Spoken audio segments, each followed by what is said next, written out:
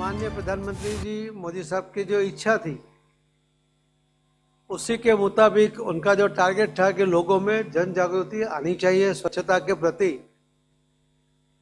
लोग खुद अपने चलकर स्वच्छता के आग्रह करना सीखे। सिर्फ लोग नहीं, आज आप देखेंगे कि एक बच्चा भी अगर चॉकलेट खाता है तो रैपर वो अपनी जेब में रखता है और ठीक जगह पे डस्टबिन में डालता है। तो बहुत बड़ी जागृति इसके कारण ये आई है। जब माननीय प्रधानमंत्री श्री मोदी साहब ने लाल किले से जब स्वच्छता की बात की थी, टॉयलेट की बात की थी, तब कई लोगों ने कहा था कि एक ऐसा प्रधानमंत्री है, और आज उसका परिणाम देखते हैं कि स्वच्छता की सेवा एक कार्यक्रम की वजह से जो जागृति होने के कारण और जो टॉयलेट की व्यवस्था होने के कारण करीब 12 करोड़ से ज़्यादा टॉयलेट लगभग सभी के घर में बने और 60 करोड़ लोग 60,000 करोड़ लोग उनकी जो ओपन में शौच जाने की आदत थी उसमें बदलाव आया। महिला जो सूर्योदय के पहले या सूर्यास्त के बाद में शौच के लिए बाहर जाती थी, जब उनके सिक्योरिटी का भी प्रॉब्लम आता था, कई बार हादसे का उनको शिकार भी होना पड़ा था। बच्चे, WHO का रिपोर्ट कहता है कि बच्चे जो बाहर शौच के लिए जाते थे तो हर साल 50 से 60 हजार, यानी पहले 5 साल में ही जो उनका रिपोर्ट आया तो 3 लाख बच्चों की मौत को रोक पाए हैं। हम जानते हैं कि 1947 में देश की आज़ादी हुई और उस आज़ादी में बहुत बड़ी भूमिका महात्मा गांधी जी की थी।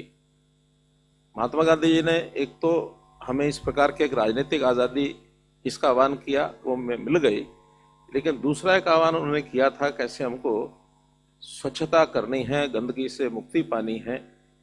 ये भी अपने आप में एक, जिसको मैं शब्द कहूँगा कि वास्तव में कलंक की जैसा तरह होता है। उन्होंने अपने हाथ से इसकी सफाई शुरू की, एक प्रेरणा देने के लिए। एक व्यक्ति तो सब कुछ नहीं कर सकता, लेकिन जनता में प्रेरणा आए इसलिए उन्होंने इस काम को शुरू किया। और वो आज़ादी बीच में छोड़ दी गई, उसका अभियान, उसका जो काम है, उसके जो प्रयत्न है वो कहीं ना कहीं गायब हो गए। और मैं समझता हूँ कि आदरणीय नरेंद्र मोदी जी ने 2014 में इसका आह्वान किया कि हमको अपने देश को स्वच्छ बनाना है, व्यक्तिगत सफाई से लेकर के परिवार में, मोहल्ले में, गांव में, शहर में, सब जगह तो स्वच्छता का एक 2 अक्टूबर गांधी जी के जन्मदिन पर 2014 को स्वच्छ भारत मिशन की शुरुआत की थी। और उसके बाद जैसा बताया गया कि लगातार 10 साल से हम अलग अलग थीम पर और शहरों में भी, गांव में भी इस स्वच्छता के अभियान को चलाए हुए हैं।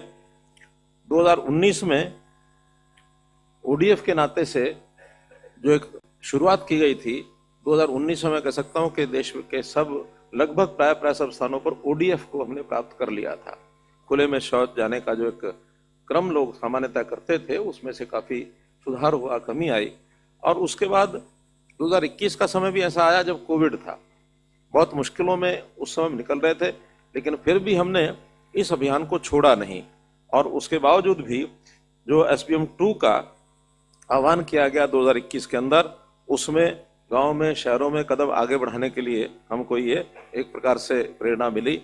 और उसमें हमने अपने वेस्ट को किस प्रकार से 3R यानी रीयूज, रिसाइकल और रिड्यूस, रीयूज, रिसाइकल, इस थ्योरी पर आकर के आखिर उस कचरे का कोई ना कोई निष्पादन कैसे किया जाए, उसका प्रोसेसिंग कैसे किया जाए। वरना तो कचरे के हम इकट्ठा करके ढेर लगाते तो ढेर लगने के बाद भी समस्या का हल नहीं निकलता। उसकी फॉर्म बदल करके उसको यूज किया जाए और कैसे वेस्ट टू वेल्थ, इस थ्योरी पर कई प्रकार से उसका हमने उपयोग किया है।